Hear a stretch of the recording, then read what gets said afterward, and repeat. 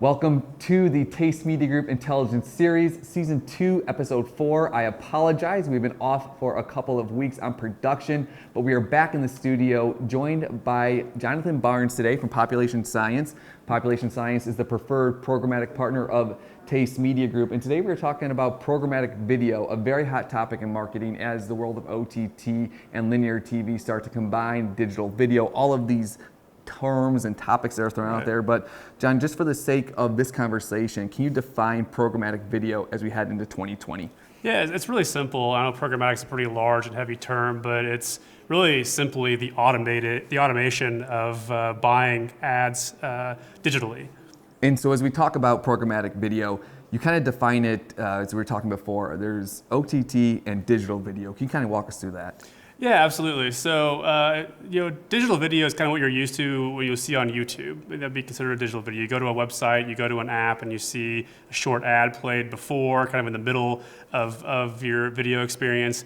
OTT, sometimes referred to as connected TV, is going to be a more traditional television advertising unit. But what makes it different is you're watching it on an app, say like your Sling TV, or when you're watching the ESPN app, you're watching a football game, and an ad comes up. That's bought programmatically, in real time instead of a big bulk buy like you would do on a traditional TV. Exactly, and as a video producer, content producers, we tend to think of channels. So you have your network television, you have Roku, you have Hulu, but as a true digital marketer like yourself, someone who's been in this their whole career, you're really more so thinking about buying audience versus platform. Can you kind of walk us through that? Yeah, absolutely. So, at the end of the day, you're really trying to get in front of specific audiences, specific people that you want to reach. And that's what that makes OTT and digital video so powerful for marketers is instead of buying really broad audience information, you can actually layer on really specific information and really kind of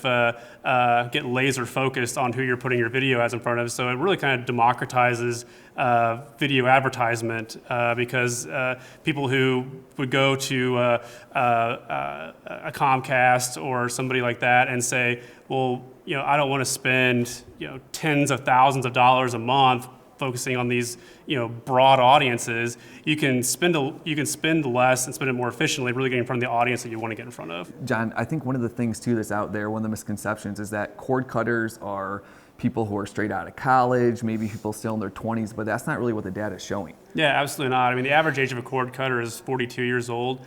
We're seeing significant adoption across all demographics, even seniors.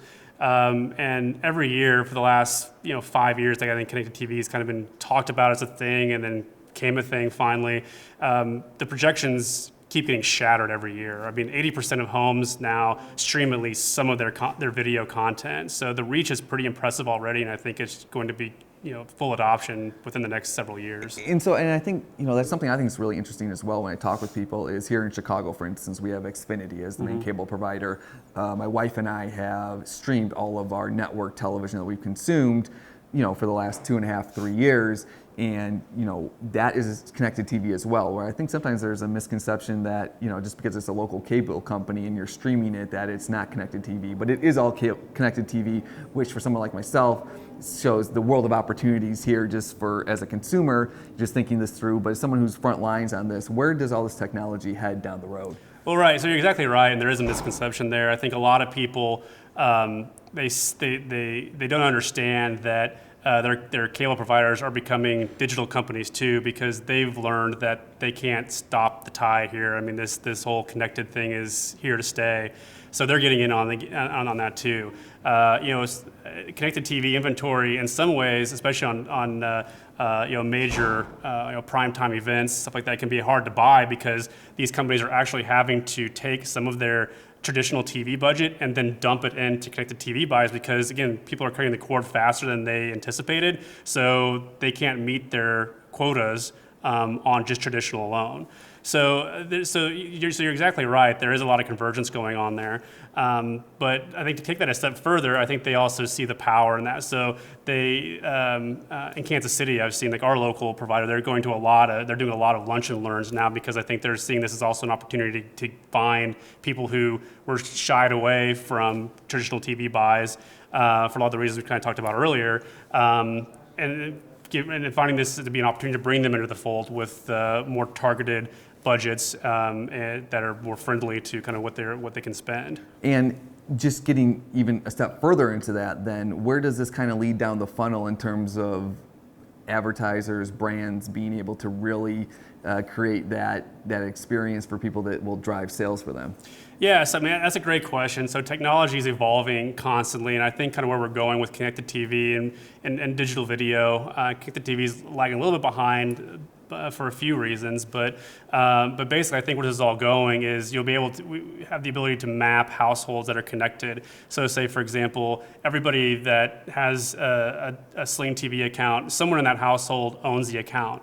That household also has an IP address. Then you can also layer in data that shows who's in that household. So then you can start seeing, based upon the content, say if you have a 45-year-old male who's in that household and someone's watching football, chances are you're putting in your ad in front of that 45-year-old male, whereas there's you have a 13-year-old teenage daughter and they have a different type of content. You can start doing probabilistic modeling on knowing that we're putting this video ad in front of the daughter because she's probably the one watching that content.